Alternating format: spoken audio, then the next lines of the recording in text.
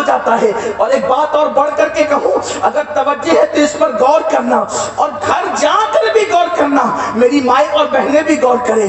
اگر ماں اپنا کوئی عیب دیکھ لے, اس لیے کہ روئے زمین پر اولاد کی جتنی ماں ہمدرد ہوتی ہے اس سے زیادہ کوئی کسی کا ہمدرد نہیں ہوتا, لیکن ماں کی ممتا ہے.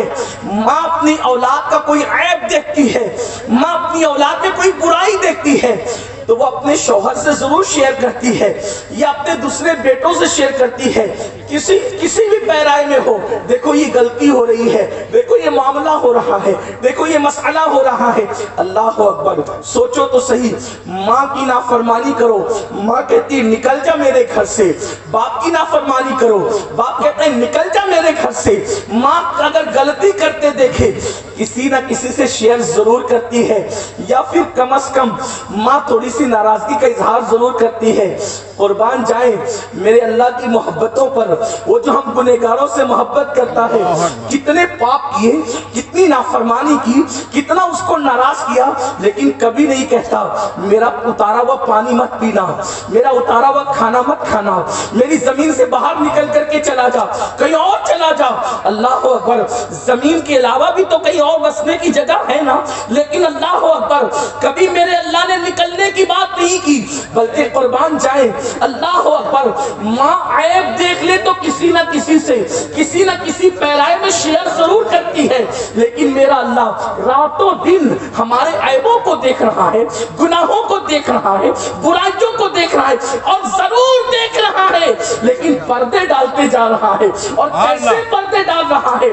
میری قوم کے جوانوں, اپنے ایمان والے دلوں پہ ہاتھ رکھ کر کے سوچو, اگر میرے اللہ نے ہمارے عیبوں پہ پردے نہ ڈالے ہوتے تو نہ آپ یہاں بیٹھنے کے قابل ہوتے, نہ میں یہاں بیٹھنے کے قابل ہوتا, نہ ہمارے بچوں کے درمیان ہم عزت سے رہ سکتے تھے, نہ ہم اپنے سماج میں عزت سے رہ سکتے تھے. وہ اللہ جو اتنا پیار کرے, وہ اللہ جو اتنی محبت کرے, وہ اللہ جو اپنے بندوں کو اتنا نوازے, آخر ہم نے اس سے بے وفا کی تو اللہ چھوٹ دیتا ہے, کیونکہ محبت کرتا ہے, ڈھیل دیتا ہے, محبت کرتا ہے.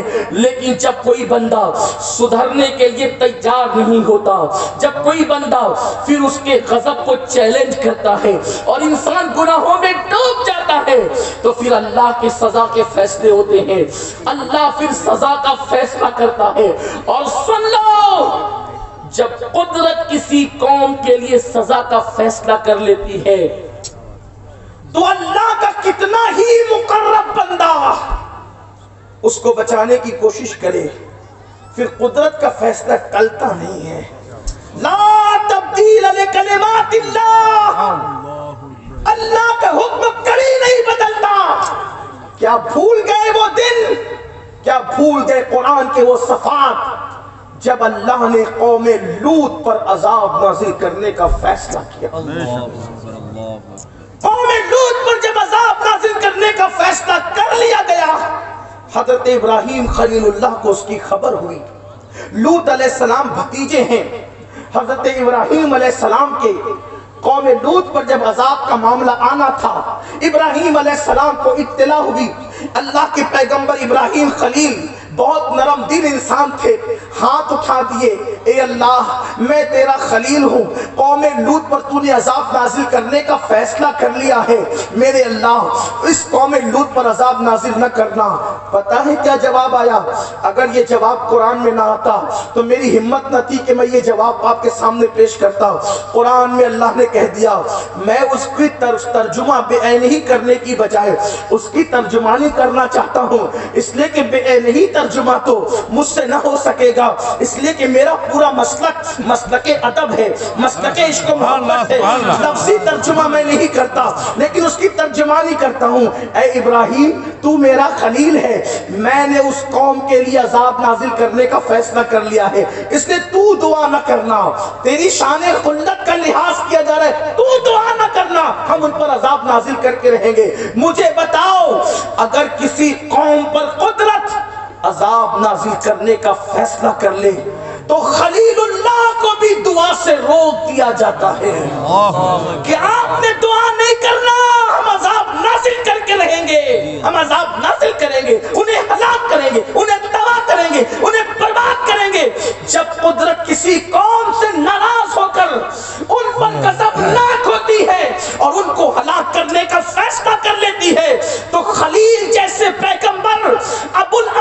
کو روک دیا جاتا ہے, جد مصطفیٰ جان رحمت کو روک دیا جاتا ہے, بانی کعبہ کو روک دیا جاتا ہے, معمار کعبہ کو روک دیا جاتا ہے. اللہ اکبر. تب آپ مجھے بتائیں, اگر ہم اللہ کے غضب کو چیلنج کریں اور پھر یہ تصور کریں کہ کسی بزرگ کی دعا ہمیں بچا لے گی, کسی اللہ والے کی دعا ہمیں بچا لے گی, یا ہماری دعائیں ہمیں بچا لے گی, مجھے بتاؤ کیا اس وقت روئے زمین پر جناب خلیل اللہ سے بڑا بھی کوئی بزرگ ہو سکتا ہے؟ اللہ اکبر.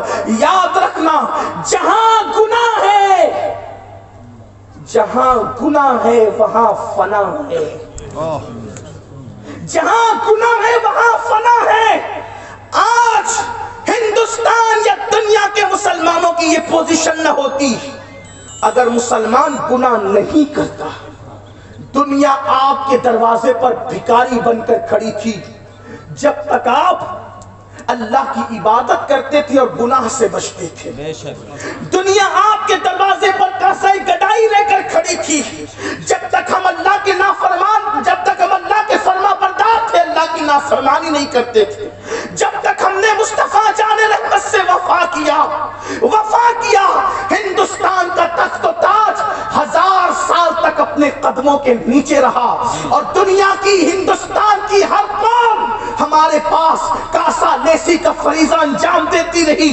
لیکن جب سے مصطفیٰ کریم کی وفا دلوں سے نکل گئی, مصطفیٰ جان رحمت کا ادب نکل گیا, اللہ کا خوف نکل گیا, اللہ کی خشیت نکل گئی, آج مسلمان کا حال یہ ہے, مسلمان سنیما میں آدھا گھنٹہ پہلے جا کر تو بیٹھ سکتا ہے, لیکن مسلمان جمعہ کی نماز میں آدھا گھنٹہ پہلے جا کر نہیں بیٹھ سکتا. آج مسلمانوں سے یہ سنا جاتا ہے, ارے ابھی تو پہلی اذان ہوئی ہے, مولانا بہت لمبی تقریر کریں گے, اس کے بعد خطبہ ہوگا, اس کے بعد پھر نماز پڑھنے کے لیے جائیں گے. اور جب خطبے کا وقت آتا ہے تو 2 رکعت کے پڑھنے والے مسلمان 2 رکعت پڑھنے کے لیے آتے ہیں اور 2 رکعت پڑھ کر کے چلے جاتے ہیں.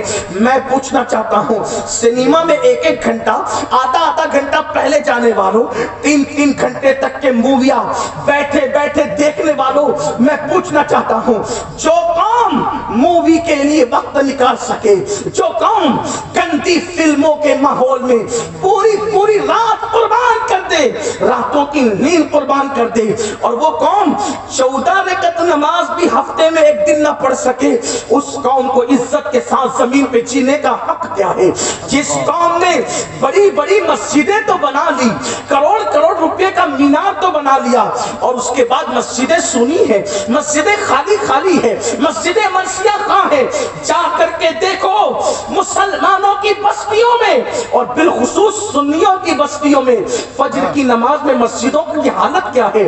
بڑی معذرت کے ساتھ سنیوں کا مجمع ہے, اور مجھے یہ بتانے کی ضرورت نہیں کہ میں بھی سنی ہوں, اللہ کا شکر ہے میں پشت 2 پشت سے نہیں, میں فضلی تعالیٰ میں 41 پشت سے سنی ہوں, الحمدللہ.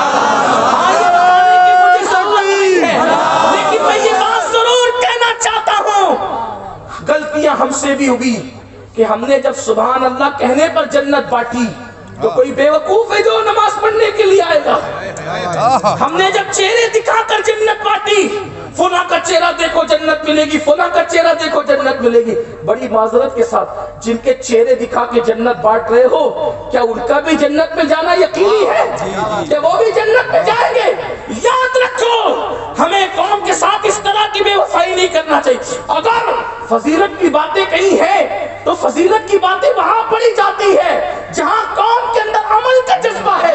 جو قوم 5 وقتہ نماز تو 5 وقتہ نماز ہے, نماز جمعہ سے بھی کوسوں دور ہو, ہم ان کو سبحان اللہ پر جنت کی بشارت کیسے دے سکتے ہیں؟ اور آپ سے کہنا چاہتا ہوں, سن لو, شیطان کے فریب میں اور خود فریبی میں مبتلا ہونے والے نوجوانوں, اگر یہ سمجھتے ہو کہ حضور جنت دلائیں گے, غوث پاک جنت دلائیں گے, غریب نواز جنت دلائیں گے, اعلیٰ حضرت جنت دلائیں گے, مخدوم سمنہ جنت دلائیں گے, یہ عقیدہ بالکل درست ہے, اس سے مجھے کوئی اختلاف نہیں, لیکن جنت یہ اس کو دلائیں گے جو مومن مرے گا, جو مسلمان مرے گا. ایمان ہی ساتھ نہ لے گئے تو جنت ملنا پھر کیسے ہے؟ ایمان نہیں ہوگا تو نبی کا بیٹا بھی جہنم میں جائے گا. یہ کڑوی حقیقت ہے. اگر ایمان نہ ہو تو نبی کا بیٹا بھی جہنم میں. آپ نے سمجھا کیا ہے؟ ہوش کے ناخن لو. دنیا میں پہلی اور آخری مرتبہ آئے ہو, میرے اللہ کے غضب کو دعوت مت دو. آخرت میں ہاتھ ملنے کے سوا کچھ کام نہیں آئے گا. اگر ایمان پہ خاتمہ نہ ہوا تو نبی کی بیوی بھی جہنم میں جائے.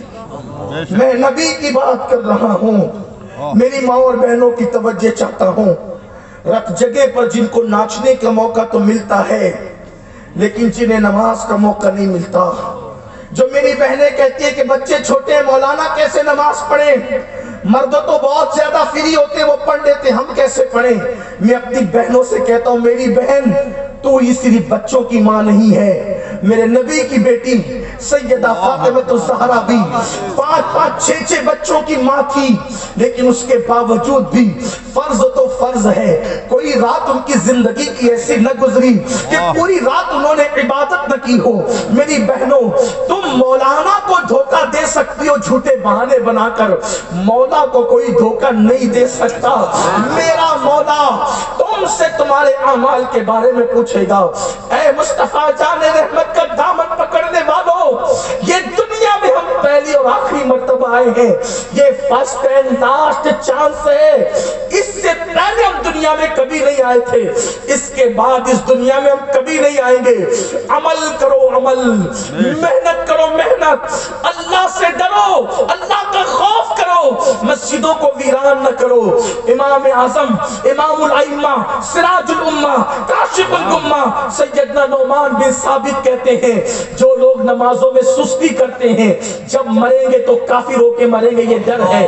جب مریں گے تو ان کا ایمان ان سے چھین لیا جائے گا, ان کی زبان پہ کلمہ جاری نہیں ہوگا. سوچو تو صحیح, میرے امام کہتے کس بلا کی میں سے ہے سرشار ہم, دن ڈھلا ہوتے نہیں ہوشیار ہم. ذرا غور تو کرو, اپنی جوانی پر رحم کرو, اپنے نازک جسم پہ رحم کرو. میرے عزیز بھائیوں, میری بہنوں, اپنا نازک جسم اس قابل نہیں ہے کہ اللہ کے عذاب کو برداشت کر سکے, اللہ کے عذاب کو برداشت کر سکے. ہمارا جسم اس قابل نہیں ہے. سوچو تو صحیح, اگر ہمیں مچھر ڈنک مارے مچھر تو ہم تلملا اٹھتے ہیں, اور اگر اللہ نہ کرے بچھو کاٹ لے تو اس کی جلن کو ہم برداشت نہیں کر سکتے. جو قوم کھیتوں کے بچھوؤں کا ڈنک برداشت نہ کر سکے, وہ قوم قبر کے بچھوؤں کا ڈنک کیسے برداشت کرے گی؟ وہ قوم اپنے کمرے کی گرمی کو برداشت نہ کر سکے, وہ قوم قبر کی گرمی کو کیسے برداشت کر سکے گی؟ دوسروں سے دشمنی کرنے والوں, دوسروں سے نفرت کرنے والوں, کیا اپنے آپ سے بھی نفرت کرنے لگے؟ کیا اپنے آپ کی بھی فکر نہ رہی؟ یہ دنیا کھیل تماشا ہے, لہو و لعب ہے.